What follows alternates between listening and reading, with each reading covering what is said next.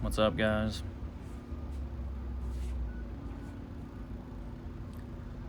So this is 1 Samuel.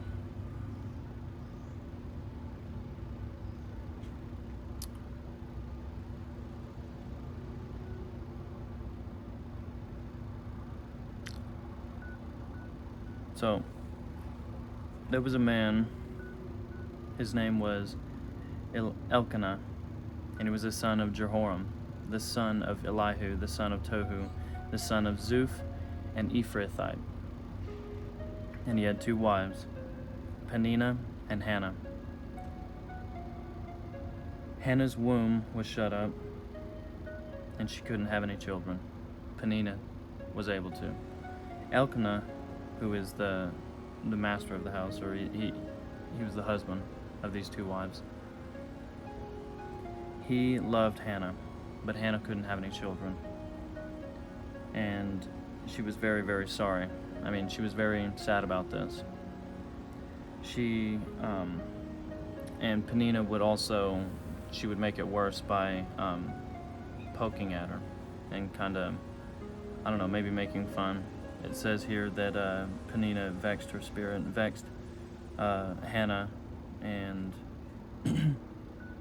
she was just making it worse, making her bitter. And Hannah was very sad that she couldn't have children. And it came one day that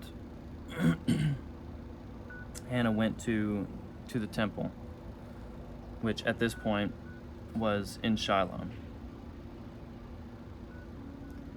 And because, well, we won't get into why it's in Shiloh, but it was in Shiloh for a very specific reason. Whenever the Israelites came out of Egypt, went through the wilderness, and settled in the Promised Land. But she was in Shiloh, and she was talking to the Lord, and she was making a vow to the Lord.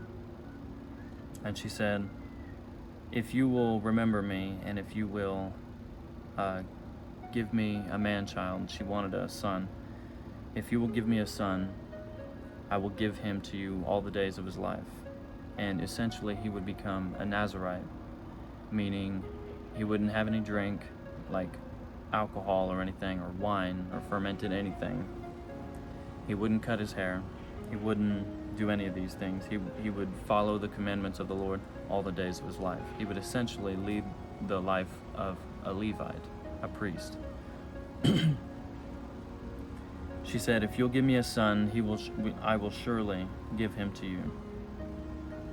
And he will lead a life, not of the sons of Belial. So the priest at that time, his name was Eli. We're already at 3 minutes. I'm trying to make this short, guys. I'm sorry.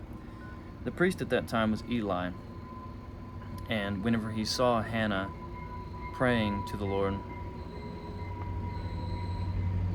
Hannah was speaking in her heart. She was praying in her heart, but she was moving her mouth, and she was, like, I guess muttering, but she wasn't making any sound with her mouth. So Eli, when he was watching her, Eli thought that she was drunk and thought that she had been drinking. So Eli said, how long will you be drunken? Put away your wine from you. But Hannah answered him and said, I'm not drunk. Please don't take me for a daughter of wickedness. I'm not doing that. I'm just vexed in my spirit, and I have been for a very long time, and I'm making a petition to the Lord, is what she said. And Eli said, go in peace, and may the Lord grant you your petition that you've asked of him. So she goes, and she rose up early in the morning, and she knew her husband Elkanah. And we know what that means. It means that they had slept together. Many times when it says that in the Bible, they knew each other, that means they slept together. And they're husband and wife, so it's in righteousness. And whenever she had knew him, or when he had knew her, Hannah, they conceived a child. And she named him Samuel, saying, because I have asked of Jehovah, meaning Jehovah granted this request, and she asked of him, and Jehovah granted it. Jehovah the Lord, Jesus Christ. Now, now she's got to keep her word. She's got to keep her vow, because she said that if Jehovah would give her a son, he would become Jehovah's. And she meant that very literally. And we'll find out in the coming chapters what she meant by that. So here it says, Elkanah, okay, and the man Elkanah and all of his house went up to sacrifice to Jehovah and sacrifice to the of the days, and to vow his vow. And Hannah did not go up, because she wanted to wean Samuel before taking Samuel to Jehovah, to the temple in Shiloh, to live, basically Eli being his father and raising Samuel himself. And so she kept Samuel until he was weaned. It doesn't really say here how. It doesn't say in the first chapter. Maybe it'll say in the next coming chapters. But Samuel was with Hannah, his mother, until he was weaned. And it says that they went up to Shiloh, and they took 3 bullocks and an ephah of flour, and they sacrificed there. And it says, I prayed for this child, and Jehovah has given my petition, which I asked of him, to me.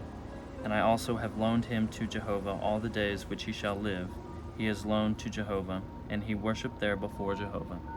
So all the days of Samuel's life, he is going to live in the temple of Shiloh, the temple of the Lord, which is in Shiloh. I love you guys. It's Saturday, August 29th, 2020.